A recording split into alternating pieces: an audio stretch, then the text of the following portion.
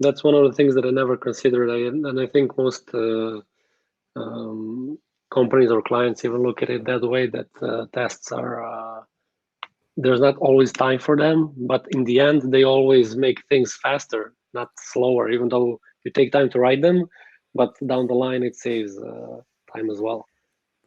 It can definitely make you slower. If you have bad tests, they can make your life worse.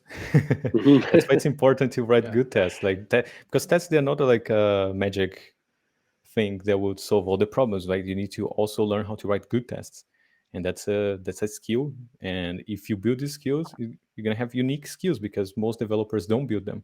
Yeah. So you already have unique skills. You have 10 years UX experience, 2 years developer experience. Now write tests, you're gonna conquer the world. It's very rare. Exactly. Yeah.